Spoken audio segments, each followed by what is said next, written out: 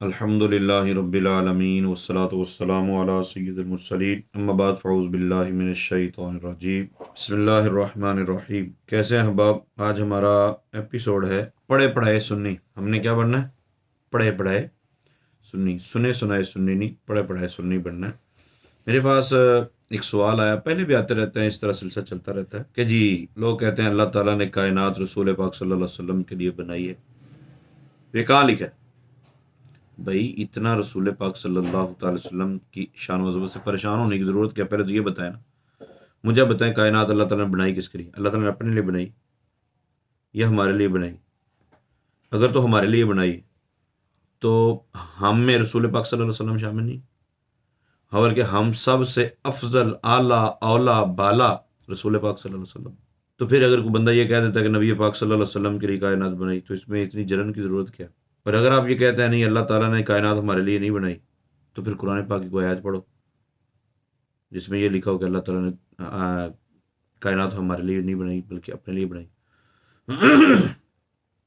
خیر، پھر بھی آپ بولو گے نہیں جی آپ کوئی آیت پڑھیں، تو میں پڑھ رہا تھا قرآن پاک کی سورہ بقرہ آیت نمبر 21 میں اللہ تعالیٰ ارشاد فرماتا ہے یا ایھا الناس اعبدوا ربکم، اے لوگو اپنے رب کی عبادت کرو، الذی خلقکم، جس نے تمہیں پیدا کیا، والذین من قبلکم، اور ان کو پیدا کیا جو تم سے پہلے تھے، لعلکم تتقون، تاکہ تمہیں پرہیزگاری ملے۔ پھر اللہ تعالیٰ نے اپنی عظمت کا اظہار کرتے ہوئے ارشاد فرمایا کہ اللہ کون ہے؟ الذی جعل لکم الارض فراشا، دیکھو نا، میں نے کہا کہ اللہ تعالیٰ نے ساری کائنات ہمارے لیے بنائی ہے۔ آپ کا ذہن ہے کہ اللہ تعالیٰ نے ساری کائنات اپنے لیے بنائی ہے، ٹھیک ہے، اور ہمارے لیے بنائی ہے، تو ہم میں سب سے اعلیٰ افضل رسول پاک صلی اللہ علیہ وسلم کی ذات گرامی، تو سب سے پہلا خطاب نبی پاک صلی اللہ علیہ وسلم کو ہوگا کہ محبوب آپ کے لیے بنائی، یا سب سے پہلا درجہ بھی سرکار کا ہی ہوگا۔ تو رب تعالیٰ نے ارشاد میں الذی جعل لکم الارض فراشا، وہ ذات جس نے تمہارے لیے زمین کا فرش بچھایا، والسماء بناء، اور آسمان کو چھت بنایا تمہارے لیے، وانزل من السماء ماء، اور پھر آسمان سے پانی برسایا، فاخرج به من الثمرات رزقا لکم، اور پھر جتنا رزق کھانے پینے کی چیزیں، جتنے فوائد ہیں، جتنی نعمتیں، وہ ساری تمہارے لیے، انار تیرے واسطے، انگور تیرے واسطے، گنے تیرے واسطے۔ تو پتہ نہیں پڑھتا ہوتا تھا ایک بابا، وہ یہ بلکہ تبلیغ کرتے ہوئے لوگ کہتے ہیں کہ یہ اللہ نے آپ کے لیے بنایا ہے، اللہ نے آپ کے لیے بنایا ہے۔ وہ مولوی صاحب جو پڑھتے ہوتے ہیں وہ اس طرح اشعار پڑھتے تھے کہ انار تیرے واسطے تے پھلاں دی بہار تیرے واسطے، سارا کچھ تیرے واسطے، تیرے واسطے، تیرے، لیکن اسی مولوی صاحب کے سامنے آپ یہ کہہ دیں کہ کائنات اللہ تعالیٰ نے اپنے نبی کے لیے بنائی، بولے کتنے لکھا ہے؟ کہاں لکھا ہے بھائی؟ کون کہہ رہا ہے؟ کون سی حدیث میں؟ بس صرف رسول پاک صلی اللہ علیہ وسلم سے دشمنی ہے بھائی آپ کو، کیا ہو گیا؟ رب تعالیٰ نے ارشاد فرمایا، یہ آیت نمبر سورہ بقرہ کی 21 اور 22 میں نے آپ کے سامنے پڑھی ہے کہ کائنات کا جو بھی نظام ہے، جو بھی معاملات ہیں، جو بھی فوائد ہیں، جو بھی نعمت ہیں، وہ ساری آپ کے لیے ہیں۔ تو اب یہ ہے کہ رسول پاک صلی اللہ تعالی وسلم سب سے اعلیٰ اکمل کامل فرد ہیں کائنات میں، تو رسول پاک صلی اللہ علیہ وسلم بدرجہ اولا اس کے مستحق ہیں کہ آپ کے لیے ہی کہا جائے کہ آپ کے لیے اللہ تعالیٰ نے کائنات کو بنائی ہے۔ تو قرآن پاک میرے پاس ہے المستدرک علی الصحیحین، المستدرک للحاکم بھی اس کو کہا جاتا ہے، امام ابو عبداللہ حاکم نشاپوری رحمۃ اللہ تعالی علیہ، یہ 405 ہجری میں ان کا وصال ہوا ہے۔ مطلب یہ ہے کہ یہ آج سے کم و بیش 1000 سال پہلے کے محدث ہیں۔ تو انہوں نے بخاری اور مسلم کی شرائط پر جو احادیث تھیں لیکن بخاری اور مسلم میں نہیں تھیں، وہ اس کتاب میں نقل کی۔ اس کی جلد نمبر 5 ہے اور بیروتی ہے یہ، اس کے اندر یہ حدیث پاک ہے، صفحہ نمبر 335 پر، 34 پر بھی اور 335 پر بھی۔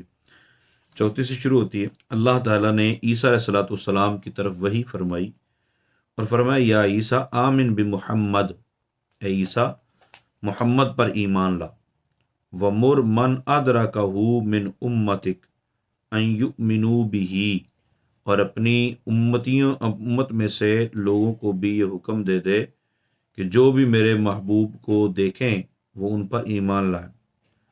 فلولا محمد ما خلقت آدم، اگر محمد نہ ہوتے تو آدم نہیں ہوتے۔ ولولا محمد ما خلقت الجنت والنار، محمد نہیں ہوتے تو میں جنت اور دوزخ کو نہیں بناتا۔ وَلَقَدْ خَلَقْتُ الْعَرْشَ عَلَى الْمَاءِ فَاضْطَرَبَ، میں نے عرش کو پانی پر ٹکایا، پیدا کیا، فَاضْطَرَبَ تو وہ ہلنے لگا، فَكَتَبْتُ عَلَيْهِ تو میں نے عرش کی اضطرابی کیفیت کو دور کرنے کے لیے اس پر لکھا لا الہ الا اللہ محمد الرسول اللہ، فساکانہ تو وہ ٹھہر گئے۔ پھر امام حاکم کہتے ہیں ھذا حدیث صحیح الاسناد، یہ حدیث سند کے اعتبار سے صحیح ہے۔ اور پھر 4274 نمبر حدیث پاک میں حضرت عمر بن خطاب رضی اللہ تعالی عنہ سے روایت ہے، نبی پاک صلی اللہ تعالی علیہ وسلم نے ارشاد فرمایا لما اقترف آدم الخطیئۃ قال یا ربی، حضرت سیدنا آدم علیہ نبینا علیہ الصلوۃ والسلام زمین پر تشریف لائے، روتے رہے، التجائیں کرتے رہے، تو جو دعا آپ کی قرآن پاک کے اندر مذکور ہے کہ اللہ تعالیٰ نے القاء کیا، پھر آپ نے وہ دعا مانگی اور اس دعا پر آپ کو اللہ تعالیٰ نے معاف فرمایا، تو جو قرآن پاک کے الفاظ ہیں ان کے ساتھ ساتھ آپ کے یہ الفاظ بھی تھے جو حدیث پاک میں موجود ہیں۔ ایسا نہیں ہے کہ قرآن پاک میں الفاظ آ گئے ہیں تو اب کوئی اور الفاظ نہیں ہوں گے، قرآن پاک میں اختصار ہے تو تفصیلی دعا، کیونکہ آپ کئی 100 سال تک روتے رہے۔ یا ربی اسألوک بحق محمد لما غفرت لی، اے اللہ میں تیرے سے تیرے نبی محمد صلی اللہ تعالیٰ علیہ وآلہ وسلم کے وسیلے سے دعا کرتا ہوں کہ تو میری بخشش کر دے۔ فقال اللہ یا آدم، رب تعالیٰ نے ارشاد فرمایا آدم وَكَيْفَ عَرَفْتَ مُحَمَّدًا وَلَمْ أَخْلُقْهُ، ابھی تو میں نے اس کو دنیا میں بھیجا نہیں ہے، تو نے محمد کو کیسے پہچانا؟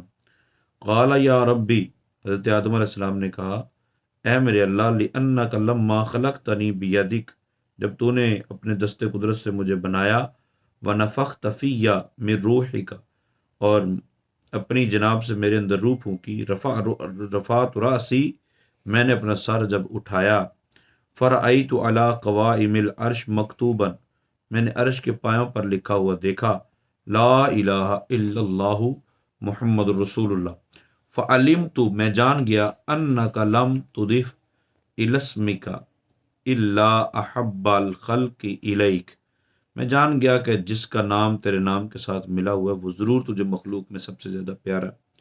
فقال اللہ، اللہ تعالیٰ نے ارشاد فرمایا کہ صدقت یا آدم، اے آدم تو نے سچ کہا، انہ لأحب الخلق الی واذا سألتنی بحقہ، جب تو پھر ان کے وسیلے سے مانگ ہی رہا ہے، فقد غفرت لک، میں نے تجھے معاف کیا، ولولا محمد ما خلقتک، اگر محمد نہ ہوتے تو آپ بھی نہ ہوتے۔ اچھا، یہ حدیث پاک نقل کرنے کے بعد بھی امام حاکم کہتے ہیں ھذا حدیث صحیح الاسناد، ٹھیک ہے، تو حدیثیں بھی آ گئیں اور قرآن پاک کی آیت کی آیت میں تو صراحتاً موجود ہے کہ الذی جعل لکم، تمہارے لیے۔ مولوی صاحب اپنے لیے سن کے کتنا خوش ہوتے ہیں کہ میرے لیے اللہ نے زمین بنائی، میرے لیے اللہ نے آسمان بنایا، لیکن اسی مولوی کو جب یہ کہا جاتا ہے کہ اللہ تعالیٰ نے محبوب پاک علیہ الصلوۃ والسلام کے لیے بنایا، تو پھر مولوی صاحب کہتے ہیں حدیث لے کے آؤ، قرآن کی آیت لے کے آؤ۔ اللہ تعالیٰ نبی پاک صلی اللہ علیہ وسلم کی سچی محبت نصیب فرمائے۔ آپ سے تو ہد ہی اچھا ہے، جس نے ملکہ بلقیس کا تخت دے کر یہ کہا تھا کہ حضور وہ تخت آپ کے پاس ہونا چاہیے، تبھی تو وہ خبر لے کے آپ کے پاس آیا، ورنہ اس کو پتہ ہی تھا سلیمان علیہ الصلوۃ والسلام پوری دنیا کے بادشاہ، لیکن اس نے کہا نہیں سرکار، آپ کے پاس وہ تخت بھی آپ کے پاس ہی ہونا چاہیے، کیونکہ امتی وہی ہوتا ہے جو ہر کمال اپنے نبی میں دیکھنا چاہے۔ آج کل کے جانور ایسے ہیں وہ کہتے ہیں کمال ہونا ہی نہیں چاہیے، نبی ہونا چاہیے بس، اور پھر ہمارے جیسا ہونا چاہیے، معاذ اللہ معاذ اللہ۔ سید یار حضرت فاضل بریلوی رحمۃ اللہ تعالی علیہ فرماتے ہیں سب سے اعلیٰ و اولیٰ ہمارا نبی، سب سے بالا و اعلیٰ ہمارا نبی۔ نبی پاک صلی اللہ علیہ وسلم کی کیا ہی شان ہے۔ اللہ تعالیٰ قرآن پاک کو محبوب کی شان و عظمت کی خاطر پڑھنے کی توفیق عطا فرمائے، آمین بجاہ النبی۔